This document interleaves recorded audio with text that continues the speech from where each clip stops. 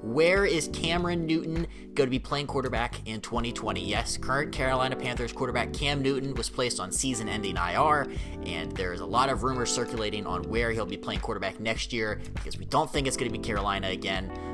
So the heavily favored one right now, I'm just going to say it's the Chicago Bears. According to Ian Rappaport, the likely scenario is that Newton is going to be playing for another team and that he would, quote, welcome an offseason trade to the Chicago Bears, who are obviously having quarterback issues with Mitchell Trubisky. Nick, what do you think about Cam Newton as a quarterback? What do you like about the fit there in Chicago? What are your overall thoughts on Cam and Matt Nagy's offense? So, I'm a huge fan of Cam Newton to the Bears. We talked about it last week or the week before, and I think it would be a great fit. So think about this. Last year, the quarterback of the Chicago Bears, Mr. Trubisky, was a Pro Bowler. And now look at him. So we kind of know that he's kind of hot garbage if we're going to be honest with ourselves. And he doesn't even like listening to himself on the TV or people talk about him on the TV. He can't even handle that.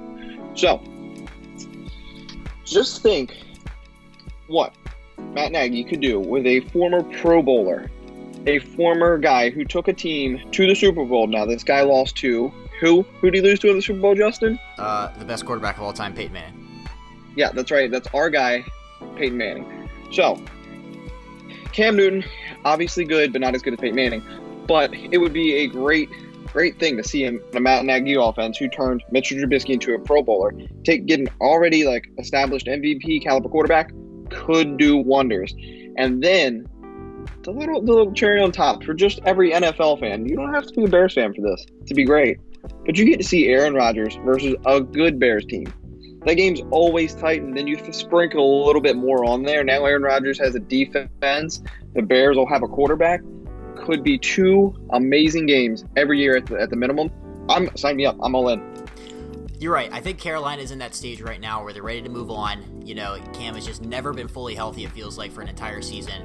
And they got this guy, Kyle Allen. We are, of course, the number one Kyle Allen podcast on the internet.